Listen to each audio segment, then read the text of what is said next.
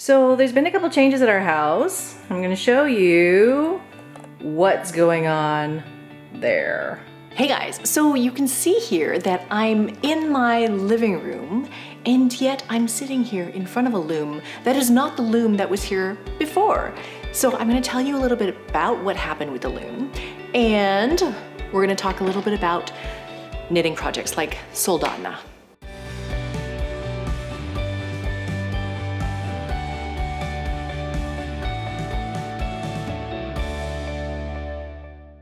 Hey guys, welcome. My name is Felicia from SweetGeorgia, and this is Taking Back Friday.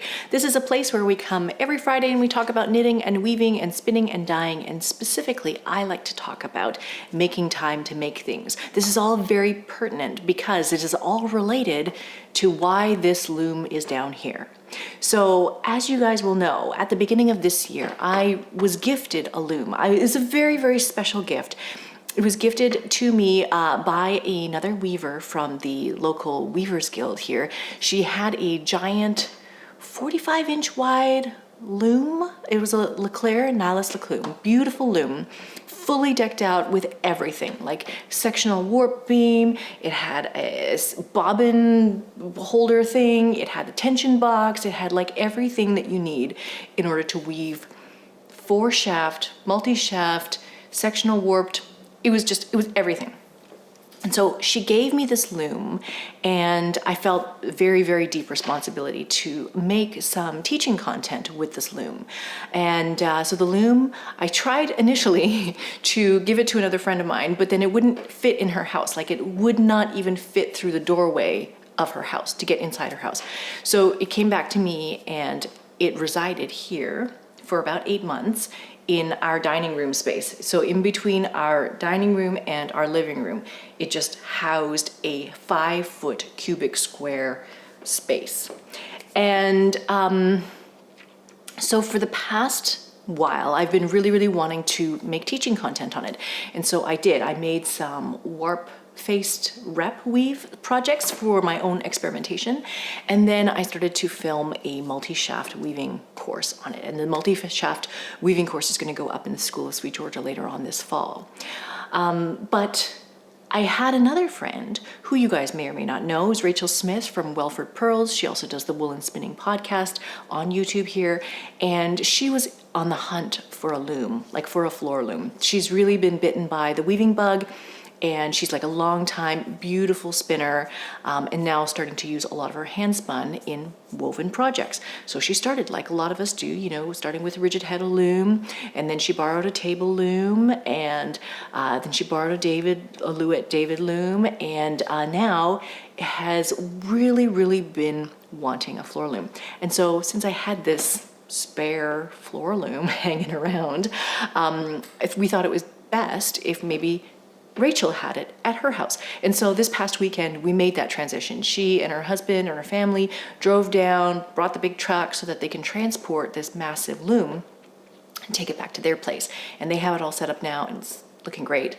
And she's really, really excited about this. So I'm really, really excited about this because I sort of had an inkling of what I wanted to do with the space after the big loom was gone from here.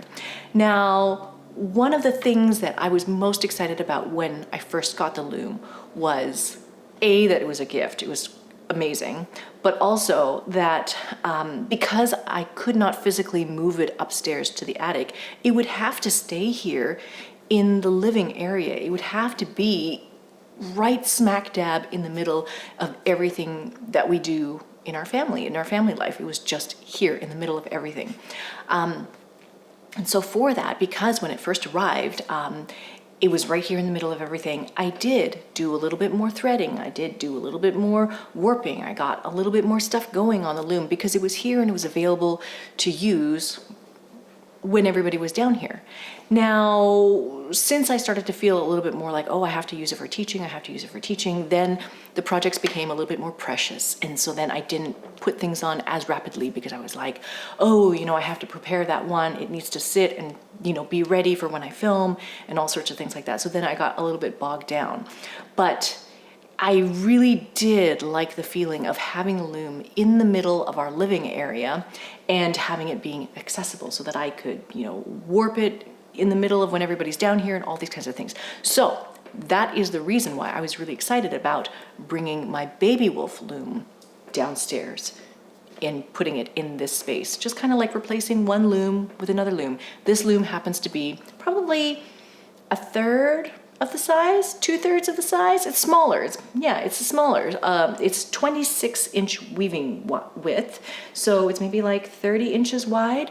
And then the other one was like 50 inches wide. So yeah, probably about 2/3 of the volume of space that it takes up.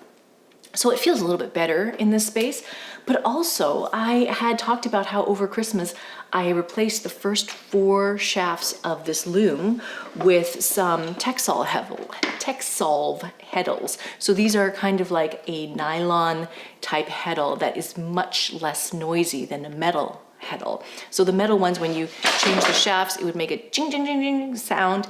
And so with this one, it's significantly more quiet. And since I replaced these 4 shafts with Texsolve heddles, Rachel was asking me, how's it been? How's it been weaving with them?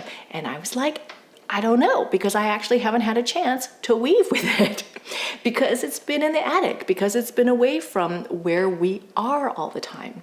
And so having it now in this space, I got myself another set of 4 heddles, and I replaced the back 8 shafts as well. So all of these 8 shafts, all of the shafts have been replaced with Texsolve heddles. And just have it all cleaned up, have it all set up. My tie-up is all done. And I am so looking forward to doing more projects on this loom downstairs here. I think it really does make a difference having it accessible and available all the time. Now, just before Rachel came to pick up the loom, I had a project on there. It's a sampler project that I was weaving for the multi-shaft weaving course for the school, SweetGeorgia. And I'm just gonna briefly show you what it looks like. It has not been washed, but I've just pulled it off the loom, and it's just a sampler. All it is a sampler, but it's so pretty. And it's just 4 colors. This is the BFL and silk yarn, the DK yarn that we just released for SweetGeorgia, and I'm weaving with it to see what it does, to see how it feels. But just using 4 colors, it has managed to make a combination of, I don't know how many patterns. I have to count them still. I think I counted about halfway, and there's about maybe 30 different patterns that could be formed with combinations of these different colors, different patterns, different weave structures. So I'm very, very excited about this. I'm also very, very excited to wash this sampler, because once it's washed, it should bloom a little bit, full a little bit, and fill in all the holes, become a lot softer. So I'm very, very much looking forward to doing that. So I'm gonna take some photos of this probably today, and then go and wash it, and then take more photos of it afterwards. So this is very, very exciting. So if you are at all interested in learning how to do this kind of weaving with the multi-shaft loom, with a floor loom, or with a table loom, and weaving more than just plain weave, starting to look at different kinds of weave structures, then we are gonna be doing more of that in the School of SweetGeorgia later on this fall. So if you're interested, just head on over to the school, and you don't have to sign up for anything yet. Just fill in your email and just send us your email so that way we can notify you when this is available. Or the other thing you can do is you can sign up for like a free membership, and the free membership will get you onto our newsletter list, and then you'll find out about when the course goes live. But it's gonna be probably later on this fall. Yeah, I'm very, very excited about this. So what else am I working on? I'm working on a bunch of things, and I feel like I never really first show you any finished objects. So I'm gonna do that now. Okay, so this one I finished a couple months ago, and I never showed anybody, but I still have not woven in the ends to this. But you can see this is the shawl that is the Sylvia McFadden Waiting for Rain shawl. And I knit this in a color that I was really, really super excited about, called Fizzy Water. I love looking at this color. I'm not sure that it is the best color for me. It's more like a summer color, like a summer person, summer coloring kind of color, like somebody who has cool light coloring would work really, really well with this particular colorway. But I loved knitting this shawl. It's beautiful, it's easy to knit. There's like little lace sections in here, and all the lace is done in short rows. So it kind of like ebbs and flows, and certain parts like bloom out a little bit, and everything is just, it is kind of like water flowing onto a beach. I like it. I would knit it again. Different colors maybe next time, but yeah, I love this project. So this is Sylvia McFadden's design. It's two skein shawl. 2 skeins of tough love sock to make this particular shawl. I love it. It's really lovely. So that is one finished object. And then I wanted to show you what I'm working on right now. Oh, we dropped some stitches here. Okay, that looks good. It's all fixed. So this is my Hitofude cardigan so far. I don't really know. You know, I did not make a gauge swatch ahead of time. And so they're saying you need to knit this until it's 11 inches long before you can fold it over and make a sleeve. Now, if I measure it like this, 11 inches, and then I go to wash it later on, it's for sure gonna stretch out. And so what I'm thinking I'm gonna do is I'm actually gonna wash it while it's still on the needles, and then just lay it out and let it dry so that I can kind of get a blocked measurement of what it's going to look like. So this is kind of like my giant gauge swatch. This is not something that I recommend. I always recommend that you knit a gauge swatch. It's a very good idea. I just rush into these things because I'm excited about casting on, and I don't do a lot of the stuff ahead of time. So, you know, if you talk to Tabitha, Tabitha will tell you all about gauge, and she'll talk about blocked gauge and unblocked gauge and what the difference is. And so maybe theoretically what I could do, you know, this is like what I would do for weaving, is I would measure this before washing, I measure it after washing. I want to know how much it shrinks, because then I use that number to calculate out for future projects to estimate what the shrinkage is going to be. So I don't know why I don't do it for knitting projects. So what I should be doing is I should measure what the size is of this before blocking, and then I'll go wash it and then measure it again after it's done blocking, and then I'll know what the difference is, so that if next time I want to end up at a certain length, then I will divide it by the rate of shrinkage and then knit to that amount. That's what I should be doing. So anyways, this is that for the Hitofude cardigan. And if you guys are interested, I mean, I can show you how to do the provisional cast on at some other point in time, do like a little tutorial or something like that. It's very, very easy to do, very handy technique to have in your toolbox.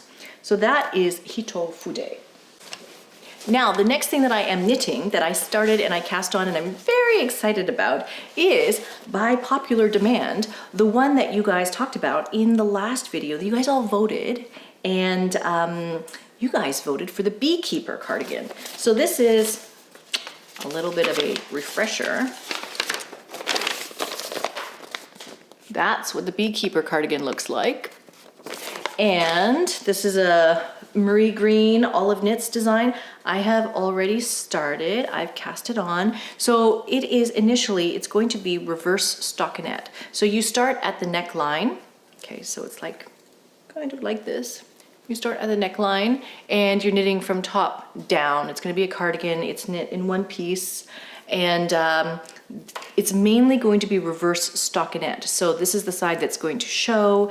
There's these raglan sort of lines that come down that are 4 stitches wide of knit stitches, 4 stitches of stockinette down. The rest of it is reverse stockinette, and then once we get a little bit further, then it's going to get into that little textured honeycombish kind of pattern. That's coming up next. So that's what I'm working on right now, but I am venturing into dangerous territory, because I also was very excited about the Soldotna. So excited that I wanted to put together some color combinations. I started to look more at creating combinations, and then once I started creating combinations for my own Soldotna, I got a little bit carried away and then made a bunch of other combinations that we are going to offer in the shop for sale. So as little kits, you know, like pre-selected colorways. And so again, I put together all these colors and I still couldn't pick just between different colors.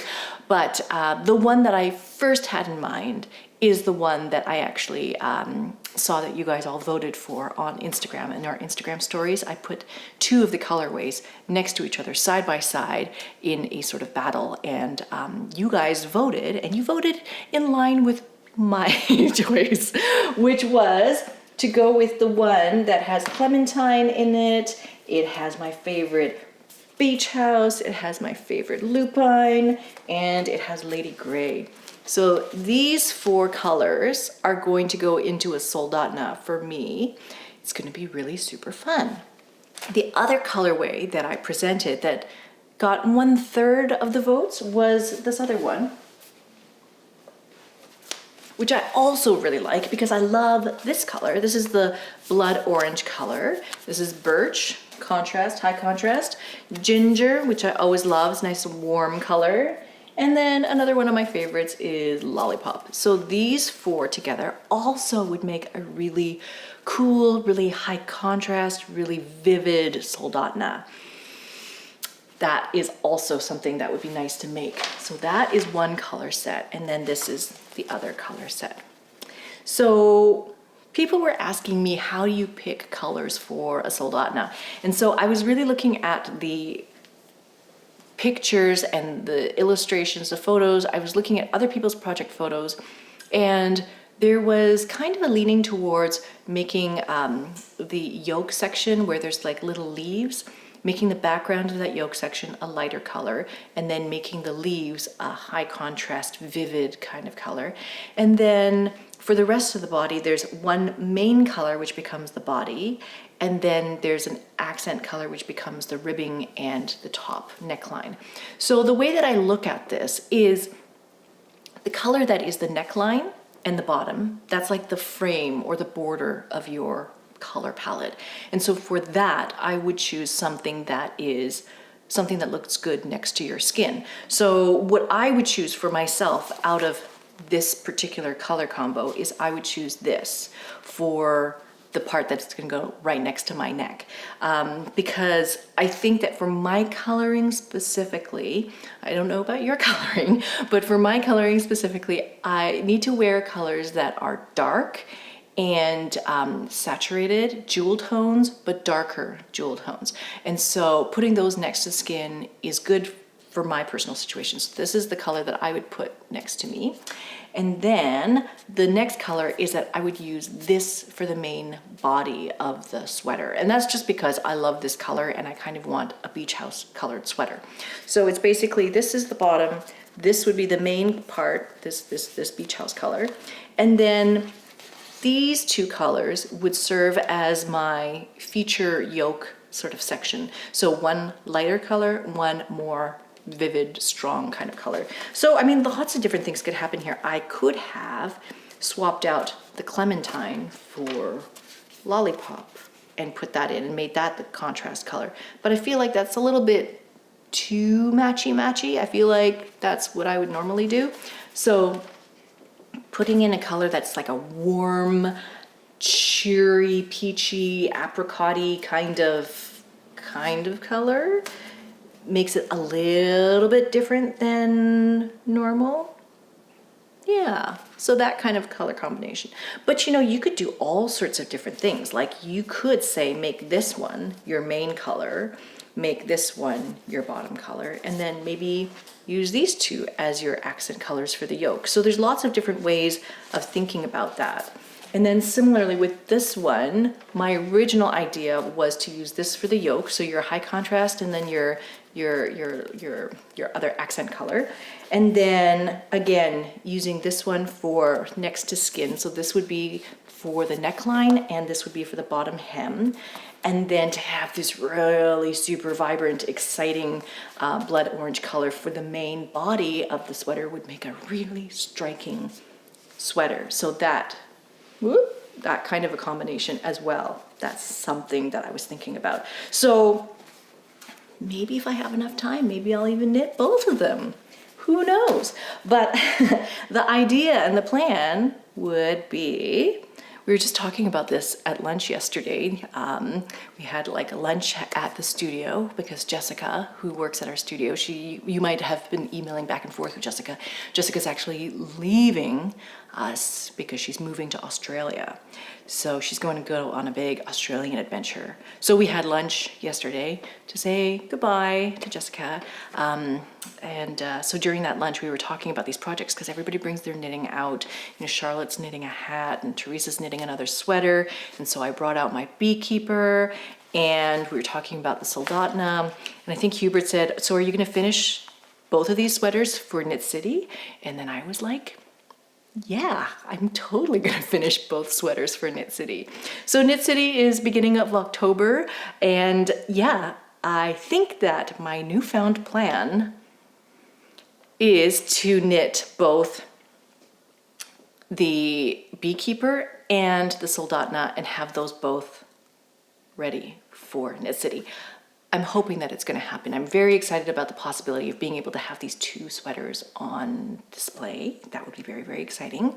Yeah, so please wish me luck with these 2 sweaters. I'm thinking that it may be okay. It may be okay. People are saying that these are very, very quick to knit, so I'm excited about that.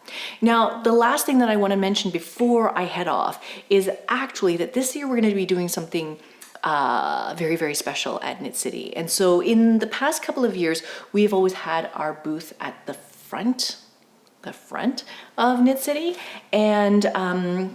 And then last year we also hosted the Knitters Lounge for the first time. This year we're again gonna host the Knitters Lounge in the same area, you know, where the lunch tables are and stuff like that.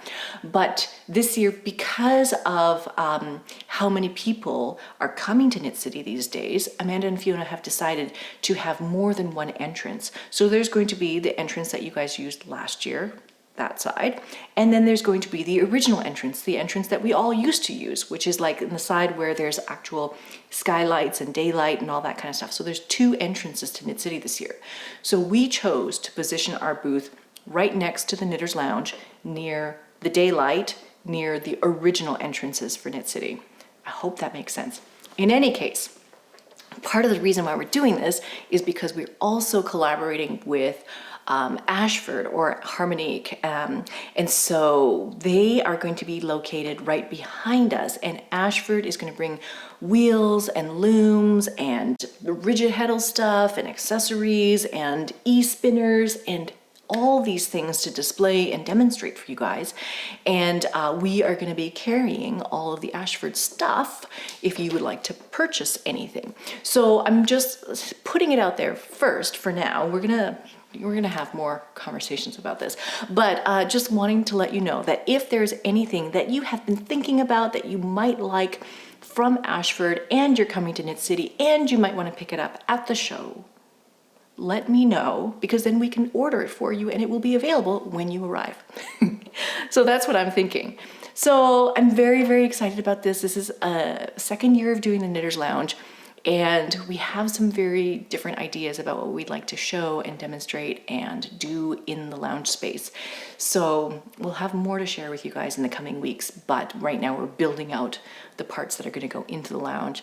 I'm very excited about this. I'm really excited to see you guys in person. So if you guys are planning to come to Knit City, please do just leave a comment and just ping me so that I know that you're out there, that you're wanting to come and wanting to chat and all that kind of stuff.